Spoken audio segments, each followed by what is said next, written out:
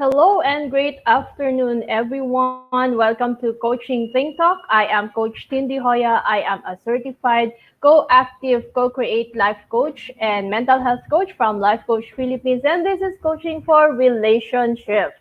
This coaching conversation is for married women or women in living in partnership who wants to create a shift for a better space for themselves in their relationship. So here we talk about shifts in mindsets, your behaviors, habits, and attitudes. And we talk about anything and everything about relationships. And my mission is to help 1 million women to embrace their identity and womanhood, to be a suitable helper of their husband, to create a safe mental and emotional space for a family that thrives. Remember, you are not just a mom, you are more than a wife, you are a woman. And thank you for joining me live today. And please leave your digital footprints by letting us know where you are coming from today. So type it in our chat box and let me know where you're coming from. And if in case I miss out any comments on the video, I'm sure to come back later and message you. Please do tag a friend and circulate this video to help us reach more individuals who might be in need of what I'll be sharing for this session. And you can also share your hashtag Pack My Bag Moments to bless others. So ano ba yung Pack My Bag Moment? Well, these are statements or anything that you get during the conversation today, during the session today, which you can share or post in your timeline so that people will be blessed. Malay mo, may someone na who really needs that inspiring message and you're the one who was able to give that.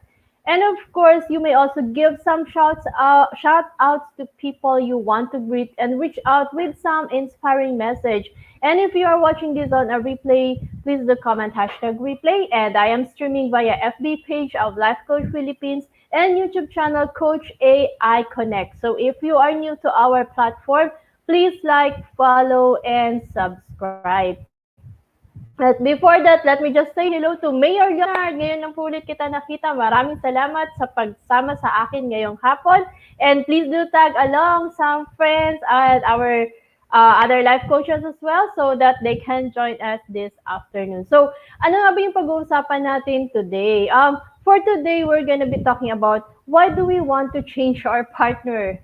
Hindi po magpapalit na as in papalitan ha, hindi po yon. It's more of why do we want to change the behavior of our partner? Di ba, during the relationship, sa romance stage, masaya, nakakakilig, pero pag nandun na tayo sa marriage at somehow matagal na tayo, may mga nakikita na tayong pangit sa kasama natin, sa asawa natin, at nare-realize natin na gusto mo siyang baguhin. And of course, ang pagbabago kasi ay hindi siya madali. And it has to come out naturally. Hindi pwedeng enforce ang pagbabago sa relasyon. So, the person whom we are married to is the person we have chosen to be with and they are who they are. Sabi nga, tinanggap mo siya bilang siya, kailangan tanggap mo talaga kung ano siya. At hindi mo siya pwedeng baguhin. And never expect your partner to change after marriage. So, wag mo ding asahan na magbabago siya, pero posible talaga yon. Kaya lang, there is always a process for them to change. So, what happens now when change is needed and why shouldn't we change them? Paano nga naman kung kailangan talaga ng change sa relationship, pero dapat hindi natin sila baguhin. So, paano mangyayari yon? Then join me this afternoon and you'll know more about it. So if this is the first time you're joining me this afternoon, I am Coach Tindy Hoya. I am a co-active, co-create certified life and mental health coach from Life Coach Philippines. I am a proud mom of two teenagers, age 19 and 15, and I am a proud wife of Coach Sean De Hoya. I was previously an HR practitioner in one of the largest BPO in the country before I went full-time in life coaching. And I am the founder and creator of a Women's Epiphany coaching community where I help women who wants to create a better space for themselves in the relationship. And of course, my mission is to help 1 million women to embrace their identity and womanhood, to create a safe mental and emotional space for a family that thrives. So, yan po ang aking advocacy. I really wanted to help women. Kasi di ba, pag nag-aasawa tayo, minsan nakakalimutan na natin ang sarili natin that we give our all in the marriage. At hindi naman po talagang masama that we love our family, we love our kids, we love our husband. Pero, huwag din natin kakalimutan yung pagmamahal sa sarili natin. Kasi kung hindi natin mahal ang sarili natin, wala din tayong maibibigay na love sa ating family. So, that's how I wanna help women out there. So, kung ikaw ay nasa sitwasyon na ng buhay mo na feeling mo nagawa mo na lahat pero parang kulang pa din, feeling mo may mga gusto ka pang gawin pero feeling mo selfish ka kung gagawin mo yon, at ikaw din ay parang nagawa mo na lahat or may kulang pa sa buhay at may gusto kang gawin. Let's have a conversation. You may message me at 0917-806-4200, or you can visit us instead at Decaf Coffee Republic. Decaf Coffee Republic is the home of certified life coaches, and we are usually there every Thursday. So let's have a conversation over coffee. At times kasi minsan kailangan lang talaga natin ng kausap para malaman natin kung ano pa yung mga gusto natin sa buhay. At hindi po masama na may mga gusto ka pa, kasi kung ano man yung makukuha mo, whatever achievement you will get, that would still be your success and the success of your family. So wag mong isipin na you are becoming selfish if you are trying to do something for yourself. Maling pag-iisip po yun. So usap po tayo. And let's see how I can help you, how I can journey with you to really be able to get more in life and create that safe space for your family where everyone is able to thrive. Ano man ang gusto nila, kaya din nilang abutin. Dahil andyan ka, giving them the inspiration and the power to do it. So, for this afternoon, di ba sabi ko pag-uusapan natin, ano nga ba yung mga bagay na gusto natin, bakit nga ba gusto nating baguhin ang partner natin? At ano ba yung mga bagay na yon? Based on research, there are actually common things people try to change in the relationship. There are actually 4 things. Pero sabi nga nila, don't change your partner. It is never wise to go into a relationship thinking you could change your partner. Positive changes come over time, not by force. So, pangit daw na baguhin mo ang partner mo at hindi din wise na ipilit mo yung pagbabagong yon. Kung talagang magbabago siya, it will come over time, hindi mo siya kailangang parasahin. So, one of the things that people try to change in the relationship is religion and politics. Kayo ba ay magkaiba ng belief in faith? Ako kasi naniniwala ako na as long as we believe in God, whatever you call your God, okay lang ako. Kami ni Coach John, we started in the relationship na we have different religious affiliations. Yun yung term ko. Magkaiba kasi kami kasi parehas naman kami naniniwala kay God eh. It's just not magkaiba yung affiliations namin. Like, I'm from the Catholic side, tapos si Coach Sean ay from the Christian side, yung the born-again Christians. And, di ba, madami sila, iba-ibang klaseng denomination. So, I tried going to their church, pero I really can't find myself. Or, parang hindi ko naiintindihan talaga yung teaching. At parang hindi ako comfortable. But, I respect and honor the church that he belongs to. Same way, he also goes to church with me sa Catholic Church. So may ganun kaming agreement. But never kaming nag-away or never namin pinag-usapan na dapat dito ka sa religion ko, dapat lilipat ka. So walang pilitan. If you find it in your heart that in the long run, you come into a space na parang gusto kong magpabaptize sa church mo, then go ahead. Pero dapat may ganun kaming perspective na walang pilitan when it comes to religion. And the same way in politics. Pwedeng yung gusto niya, pag oras ng botohan, oras ng pagpili ng presidente ay iba, sa gusto ko, walang pilitan. So, Gano'n siya. Wala dapat na option na kailangan ay parehas kami. Um, it's really more of the passions that we have in each other's belief. And pag pinilit mo kasi, it will create turmoil in the relationship. So, dapat hindi mo pipilitin na lumipat or baguhin kung ano yung pananaw niya sa pagdating sa reliyon at pagdating sa politics. Uh, the other thing that we also want to change is, of course, home base. Ano ba yung home base? Ibig sabihin nun, di ba, like ako, never kong na-imagine really to go out of the country and live somewhere else. Okay lang ako to visit, tourist kami, pero not really seeing ourselves na working our ass off and being in being in other country na parang migrate.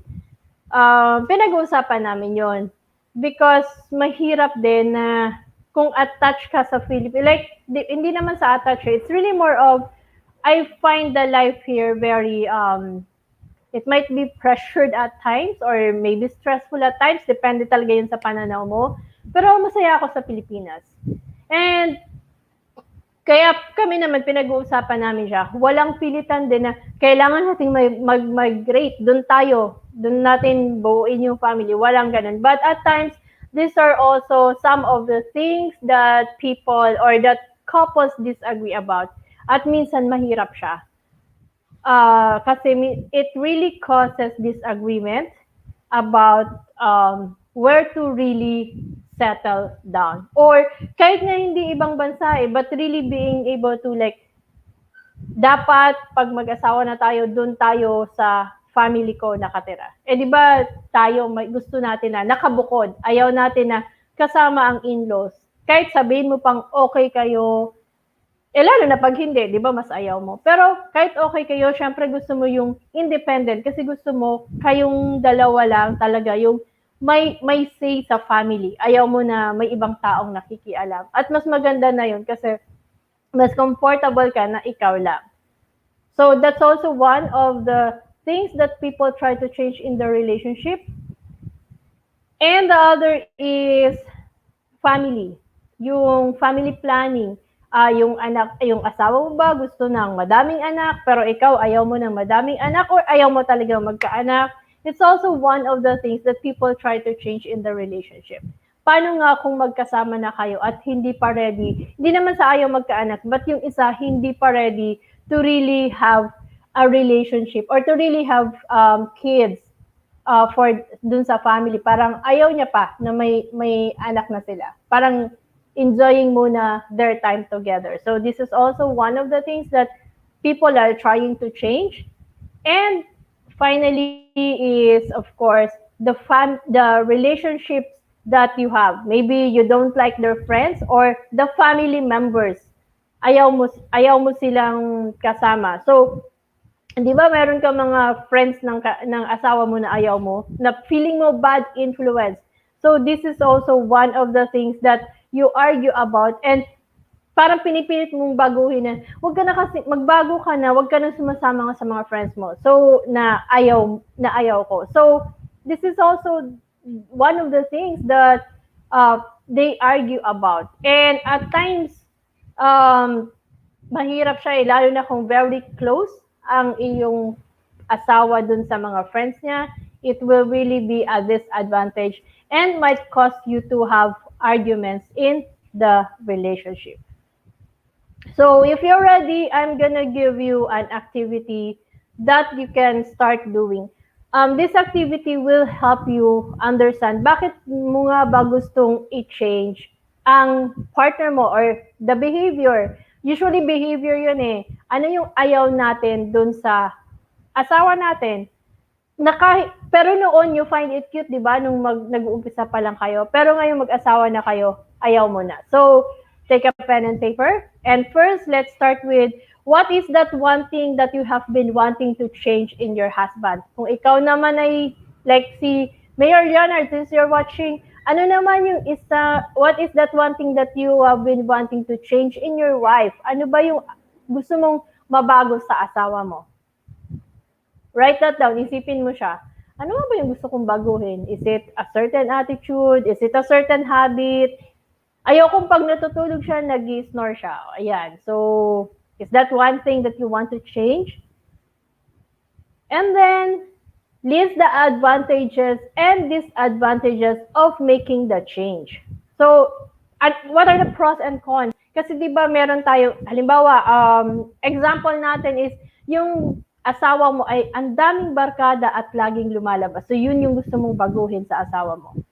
So, ano yung advantage pag nabago mo siya? At ano yung magiging disadvantage pag pag nabago siya? Kasi kung advantage yun in the sense na, syempre, hindi na kanyo pag-aawayan yun. Disadvantage in the sense na pinilit mo siya at there will be moments na magdi-default siya, babalik ulit siya sa dati.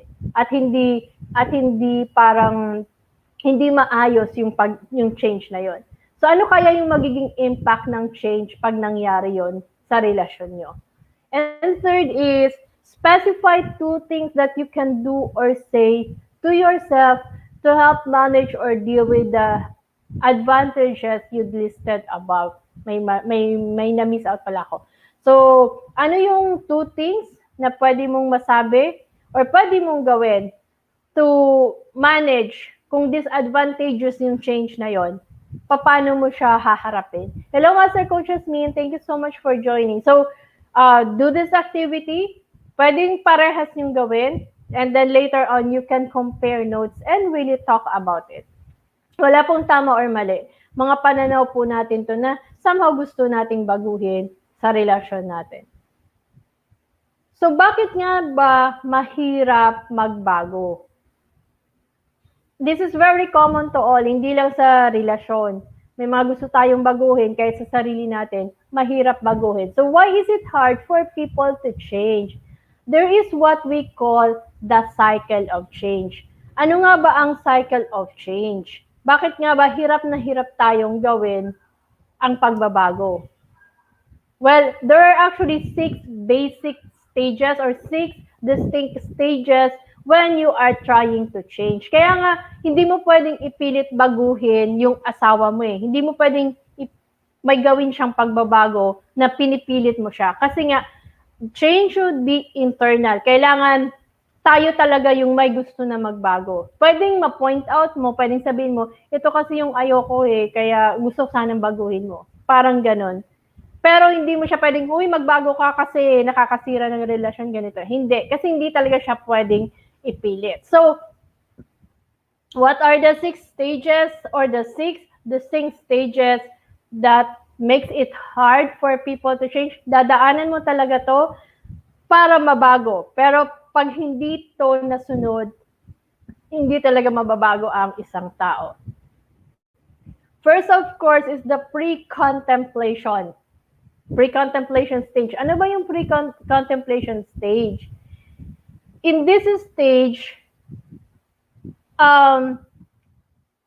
hindi nakikita ng tao yung behavior or habit na problema at wala siyang intention na magbago. Wala pa siya sa puntong na naisip niya na yun eh, na may mali siya at may dapat siyang baguhin. Hello, Coach Pichi. Thank you so much for joining. So, ito yung tinatawag na pre-contemplation stage. Wala pa siya doon sa puntong yun na may nakikita siyang mali. Pwedeng sa ugali, pwedeng sa ginagawa, pwedeng sa habit, at wala pa siyang intensyon na baguhin yon. So, paano mo ngayon babaguhin yung isang tao kung hindi niya nga nare-realize na wala siyang dapat baguhin? And after that stage is the contemplation stage. Ano naman si contemplation stage? In the contemplation stage, na-identify mo na merong problem. Pero hindi ka pa nakapag-desisyon na mag-effort para magbago. So, na-realize mo, teka lang, ito lagi sinasabi ng asawa ko, ano nga ba kasi talaga yung nakikita niyang pangit? So, kung during the assessment, sa time na pag-iisip mo, na-realize mo, sige nga, baguhin ko na. So, ibig sabihin, na-acknowledge mo na-identify mo na talaga yung problema, pero wala ka pang effort or hindi ka pa kumikilos para magbago. Nag-iisip ka pa lang. Kung sa una, hindi mo pa naisip, sa pangalawa, naisip mo na teka, meron akong dapat baguhin. And after that stage is the preparation stage. Sa preparation stage, ang ginagawa mo na is, nagdesisyon ka na baguhin kung ano man yung gusto mong baguhin. And may plan of action ka na. So may gagawin ka na nakapag-decision ka na ng ganon. So, ito yung point na from you realizing na, teka, may dapat akong baguhin, magbabago na ako. So, ito na yung point na yon.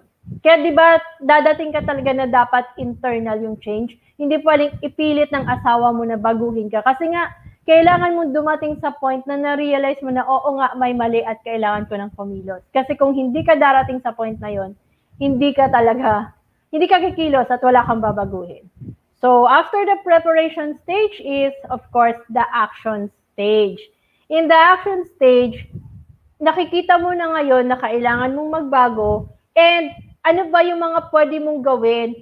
May mga tools ka ba na dapat gawin para mabago mo yung for example, a behavior. So, hello Coach Al, thank you so much for joining. So, dito mo na makikita na step by step, day by day, you are now forming new habits, or you are now starting to let go of the old ways.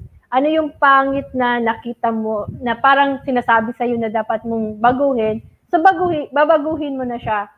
And ito na yung point na, teka, I will take action. Kasi di ba dun sa preparation, nag-list down ka na ng action. Now, on the action stage, kumikilos ka na. So, may mga ginagamit ka ng ways. Pwedeng habit, nag-start ka na ng new habit to help you out in getting the change or setting the change. And after the action stage is the maintenance stage. Ito yung point na, thank you Coach Al, you like the topic, thank you so much. And ito yung in the maintenance stage, you are now progressing and you are now really starting to replace old ways, and you are now incorporating new behavior. So, kung ano man yung mga habits na na-develop mo, ano man yung mga old habits na pangit na inalis mo at pinalitan mo ng bago, ginagawa mo na siya everyday. So, ito yung tinatawag nating maintenance stage. Kumbaga, parang sa sasakyan, di ba, from time to time, you do a maintenance check just to ensure that everything is working at you are progressing. So, it is now that point where you're doing it every day. And now comes the relapse stage. Si relapse stage naman, ito yung kailangan mo talaga dito ng support eh. This is really very crucial. At times kasi we might experience a relapse where we default back. Kasi from the maintenance, minsan may isip mo, teka lang, bakit ko ba ito ginagawa? Gawin ko kaya ulit to. Pero remember that you are already progressing at hindi naman nasayang. As long as dinaanan mo yung cycle, okay ka lang. From time to time, you might relapse, pero since dinaanan mo yung cycle, marirealize mo ulit na, teka lang, kailangan kong balikan. So, kailangan ko ulit i-acknowledge, kailangan kong makita na may ginagawa na ako. So, ito yung cycle of change. That is why, even in relationship, pag gusto mong baguhin ang asawa mo, ang partner mo, hindi mo talaga siya mababago hanggat hindi siya mismo yung nagdesisyon na magbago. Kasi kailangan niyang daanan tong stage na to. So, there are moments na at times it's really hard to be able to change. Kahit naman ako in a personal perspective, kahit hindi pagbabago sa relasyon, pagbabago lang sa sarili, it takes a process. It takes a while. And kailangan mo siyang daanan na for you to be able to really enforce that. Hello, Coach AP Mao. Thank you so much for joining. So, this is what we call the cycle of change. So, kung ikaw ay nahihirapang magbago and you need support, lalo na kung yung change na yon ay kailangan talaga para maging maayos ang relationship niyo mag-asawa, then let's have a conversation.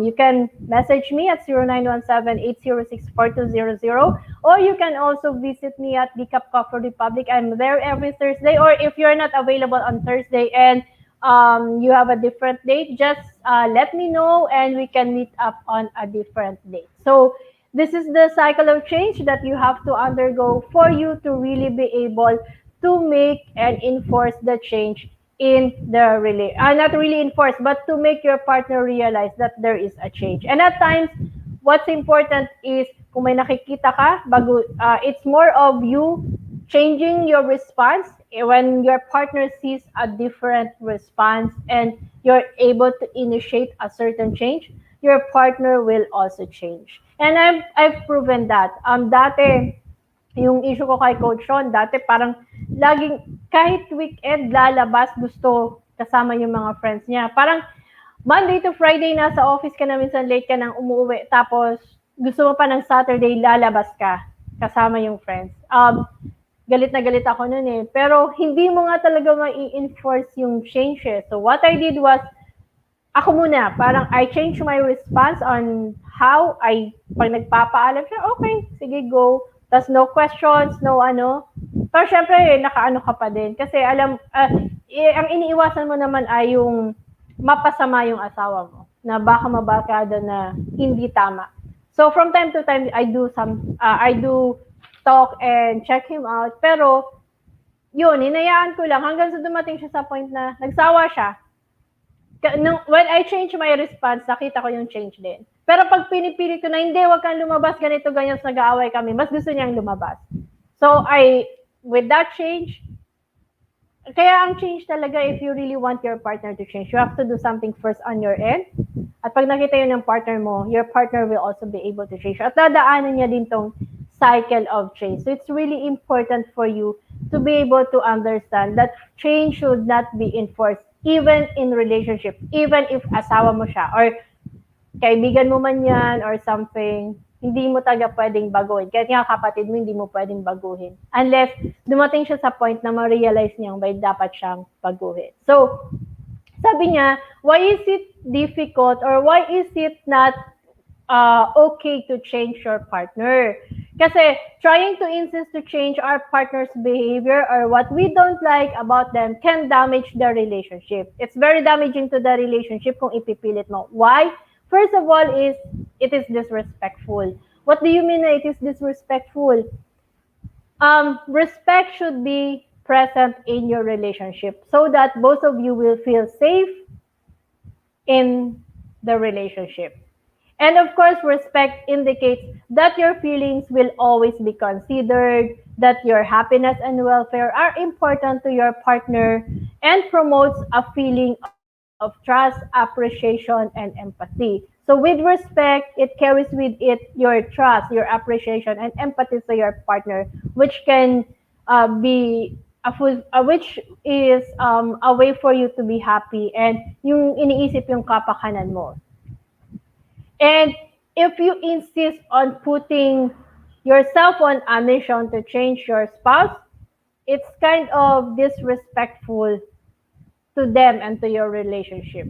Well, there are habits that are unhealthy that you wanted to break. Yes, it's possible. But kung personality mismo ang i-change mo, like, minsan kasi talaga yung change na gusto natin is more of the attitude or the behavior, which is part of the personality, then it's not that easy. And it's gonna be disrespectful. And when you disrespect your spouse, you break down their self-esteem, hurt their feelings, and demean their sense of self. So, do not insist for your partner to change. Kung gusto mo talaga mabago yun, may dapat kang gawin. At kailangan din dumating sa point yung partner mo na ma-realize na may kailangan siyang gawin. Sabi ko nga, changing your response is one of those, but let's have a conversation if you find it difficult. Second is, it creates emotional distance. Changing behaviors and responses for a partner is not always a bad thing. In fact, it is normal and thoughtful when it's done for the right reason. However, if it's good, but pag ikaw ay parang nakikita mo yung sarili mo, you're constantly trying to change your partner, then it's like you're telling them that what they have to offer you isn't good enough. So, nagkakaroon kayo ngayon ng emotional distance. You're trying to push the person away, which causes the distance in the relationship. Kasi pinipilit mong baguhin eh. Which is really, sabi ko nga, dapat hindi siya enforced. And third, of course, when you're trying to change your partner, at times you wouldn't accept it. For example, kung ikaw kaya yun, balik rin natin, paano kung yung asawa mo, lagi kang sinasabi yun, uy, magbago ka naman, ayoko to, ayoko yan, gawin mo to, gawin mo yan. How would you feel? Sa tingin mo ba, would it strengthen your relationship? If they told you na mas ma-attract ako pag ganito ka tulad ni ganito, ganyan, kino-compare ka lagi. Di ba hindi mo din siya magugustuhan? So, putting yourself in your partner's shoes will allow you to see why it is important not to change your partner na ini-enforce mo yung change. Yun yung point doon, enforcing the change to your partner. And finally, you will never be satisfied. Bakit? Kasi trying to change your spouse will leave them feeling unworthy and leave you emotionally exhausted. Kasi dahil pinipilit mo yung change, meron silang responses na hindi mo magugustuhan at emotionally you will be exhausted. Maiinis ka lang, magagalit ka lang. Kasi yung expectations mo, hindi mo hindi na-meet yung expectations yung expectations na gusto mo kasi pinipilit mo nga yung change. So, that's one of the things. So, while your love and encouragement may help your partner reach their potential faster than they would on their own, then it's better to let them really start on their own. If you want to enforce a change or if you want them to change, do something.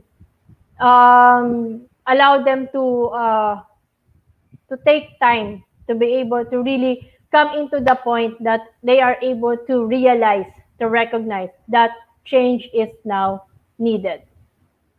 So, sabi nga, if you're familiar with the cartoon, it says, who wants change? Kung sino daw gusto ng pagbabago, ang bilis natin mag-raise ng hands. Yes, I want change. Pero pag tinanong na who wants to change? Sino ang gusto magbago? Wala na nag-raise ng hand. Kasi technically, it's really hard for people to change. Sabi ko nga kanina, in the cycle of change, you will have to come into a point that you already recognize that there is change. So, dadaan ka talaga sa stage. Kung nasa pre-contemplation ka, paano ka mag-change? Hindi mo nga naisip na may mali at may dapat baguhin. So, change is not really easy. So, thank you so much for joining me this afternoon. And of course, I would like to invite you to the woman out there. I am having the second round of my coaching workshop that's regaining me. It's about discovering and regaining yourself, your momentum, and your passion as a woman, as a mom, as a wife. So join me. I just need 10 people, or I just need 10 women to say yes. I will have a rerun by August 1 to September 5. That's all Sundays at 7 p.m. So connect with me at 0917 806 4200 for registration details. And of course, I'm extending my invitation to you. If you're a wife, a mom, a woman, join me in my A Woman's Epiphany coaching community. It is where we have I have a lot of resources when it comes to your relationship, to developing yourself as a woman, empowering you as a woman so that you can be the wife and mom that you are supposed to be. So remember, you're not just a mom, you are more than a wife, you are a woman. So join me in my community. You can find it in Facebook. And of course, I'd like also to invite you to avail of the Be Learning e-card and get to know the mental models where you most commonly operate. Nakakatuwa itong Be Learning and ang dami mo talagang matututunan. The last time that we had our class, we talk about the mental model barbell. And dun sa mental model barbell, you are able to see na ito pala minsan yung mindset ko, kaya minsan hindi ko nakukuha yung success na gusto ko. So, in the next one, we will be having the 80-20 principle, or 80-20 rule. Ano nga ba yung 80-20 na yon? At tama mo ba siyang nagagawa? And if not, ano pa ba yung ibang ways that you are able to do the 80-20? So, the B-Learning Society is the tent maker of the Bee Learning Home for Mental Fitness, and Decaf Coffee Republic is hosting the Bee Learning e-cards that unlocks your opportunities to smarter living with monthly perks. So, of course, aside from you getting a masterclass or joining us in the masterclass, you also get a 5% discount for any food and beverage purchase from Decaf. And you also get a 90-minute coaching session from any senior coach affiliated with Life Coach Philippines. So all you have to do is join us for another session. Our next session will be on July. That's gonna be the third Saturday of July. So that's July 17 for the 80-20 rule. So let me know if you're interested. Just message me so I can help you register for the Be Learning e-card. You get also the e-card that you have. So it's personalized. I choose the number 13 card. That's my lucky number. Kaya yan, B30. That's number 13. So if you're interested, just message us and we'll help you and join us on the class. It's really a very special class. And of course, before I end this conversation, let me also invite you to be a part of what we are doing as an organization of professional certified life coaches. So join us for another coaching conversation tomorrow. So we have Coach Preska at 10 a.m. for coaching for radical service. We have Coach Cherry at 2 p.m. for coaching for leap formation, and 4 p.m. Coaching for Purposeful Living with Coach Rizel. And Coaching Think Talk, I am excited to announce to you that in the coming weeks, since it's now July, we're gonna be starting um, a new season. So there are actually new talks that you will really enjoy. So on Monday, the partner leave at 10 a.m. is now going to be workforce management with Coach Sean. So if you're from the workforce, we are inviting you to join us this coming Monday at 10 a.m. And of course, I'm still having the 4 p.m. slot every Monday for relationships. So see you again for the next episode. And I would also like to invite you to join us in the co-actively co-create life coach certification of Master Coach A. This is a comprehensive approach to learning and mastering life coaching as an active process of creating a new path to achieving results in life so that success is inevitable in every coaching relationship. It includes a 21 web-based learning. Yung web-based learning is very foundational. You will really learn a lot from it. And of course, there's a 3-day live coaching bootcamp with Master Coach A where we now talk about the model, we deep dive, we do a role play, and another 3-day live business bootcamp with senior coaching team. That's the Team Cafe that I am heading, wherein we teach you now how to monetize and really see the monetization part of you as a life coach or doing the life coaching business. So join us. The program package also comes with many other bonuses. So connect with Coach Rizal through 0917 5861661 to discover the opportunities waiting for you in this profession. And I just want to say hello to Jules Roa Mero. Thank you so much for joining us. And if you're interested, we'll send you a message. I hope you can be part of the coaching tribe or you can be part of what we are doing. So once again, thank you so much for joining me. I am Coach Tindy Hoya from Life Coach Philippines for Coaching Think Talk. Coaches like us think and talk like this. This is us in the Philippines. Love, bam, boom. Love, bam, boom. Love, bam, boom. See you.